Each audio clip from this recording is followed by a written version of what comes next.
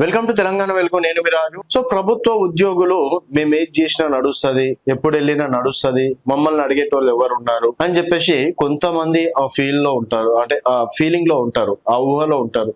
ఇంకా కొంతమంది ప్రభుత్వ టీచర్లు అయితే 9 గంటలకు స్కూల్ అయితే 12 గంటలకు వెళ్ళి అటెండెన్స్ వేసి మళ్ళీ 1 గంటలకే వస్తున్నటువంటి చాలా మంది టీచర్లని చాలా ఊర్లలో మనం చూస్తూనే ఉంటాం. కొంతమంది మాత్రం ఇచ్చినటువంటి జీతానికి, వారికి ఇచ్చినటువంటి బాధ్యతలు మాత్రం టైం టు టైం 9 గంటల నుంచి 5 గంటల వరకు పిల్లలకు పాఠాలు చెప్పిపోయేటోళ్ళు ఉంటారు. కొంతమంది మాత్రం ఇష్టం వచ్చినప్పుడు సెలవులు పెట్టుకుంటూ, ఇష్టం వచ్చినటువంటి టైమింగ్కి వచ్చుకుంటూ, రీసెంట్ గా కొన్ని స్కూళ్ళలో అయితే టీచర్లు ఏమో హెడ్ మసాజ్ చేయించుకుంటూ, కొంతమంది టీచర్లు తాగి రావడం కావచ్చు, ఇట్లాంటివి అనేది మనం రెగ్యులర్ గా చూస్తుంటాం. దీనిపైన మాత్రం స్కూల్ ఎడ్యుకేషన్ డైరెక్టరేట్ కొన్ని జిల్లాల్లో అధికారులకు ఆదేశాలు జారీ చేసింది. బడికి రాని టీచర్లపై వేటు, ఏడాది ఆబ్సెంట్ అయితే డిస్మిస్ చేసే అవకాశం ఉంది.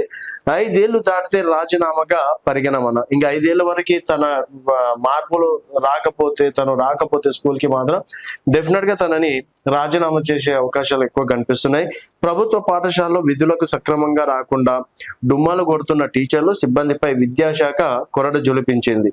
అనుమతి లేకుండా ఏడాది పాటు డ్యూటీకి రాకపోతే నేరుగా ఉద్యోగం నుంచి తొలగించాలని స్కూల్ ఎడ్యుకేషన్ డైరెక్టరేట్ అన్ని జిల్లాల అధికారులకు ఆదేశాలు జారీ చేసింది. ఇంకోటి, 5 ఏళ్లు దాటితే ఆటో రిజైన్.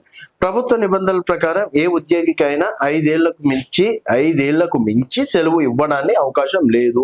ఈ నేపథ్యంలో ఒకవేళ టీచర్ గాని ఇతర సిబ్బంది గాని ఏడాదికి మించి అనుమతి లేకుండా గైర్హాజరు అయినా లేదా 5 ఏళ్లు పూర్తిగా ఆబ్సెంట్ అయినా వారు ఉద్యోగానికి రాజీనామా చేసినట్లే భావించాలని స్పష్టం చేసింది. విదేశాల్లో ఉండి తిరిగి రాని వారికి కూడా ఇదే నిబంధన వర్తిస్తుంది. కొంతమంది విదేశాలకు వెళ్తుంటారు, 5 సంవత్సరాల వరకే మన ఉద్యోగం మనకు ఉంటది కదా, మా అయితే కొన్ని రోజులు సస్పెండ్ చేస్తారు కదా అని చెప్పేసి అంటుంటారు.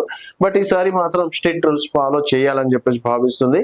అకాడమిక్ ఆటంకం రాకుండా టీచర్లు అనుమతి లేకుండా డ్యూటీకి రాకపోవడాన్ని బడుల్లో బోధనకు తీవ్ర ఆటంకం ఏర్పడుతుంది. దీన్ని దృష్టిలో ఉంచుకొని గైర్హాజరైన వారిపై తక్షణం క్రమశిక్షణ చర్యలు తీసుకోవాలని ఆర్డీఏలు, డిఈఓలకు ఆదేశాలు వెళ్లాయి.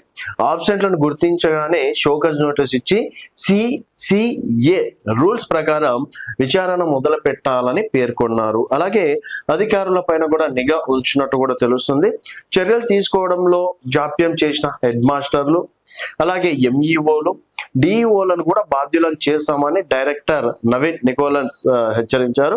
ప్రతి డిఈఓ ఆఫీస్ లో ఆబ్సెంట్ టీచర్ల రిజిస్టర్ మెయింటైన్ చేయాలని, ఎప్పటికప్పుడు అప్డేట్ చేయాలని ఆదేశించారు. గైర్హాజరు కాలాన్ని డిస్సన్ గా పరిగణించి ఇంక్రిమెంట్ పెన్షన్ లో కోత విధించనున్నారు. సో ఇలాంటి మార్పు అనేది రావడం నిజంగా గొప్ప విషయమే.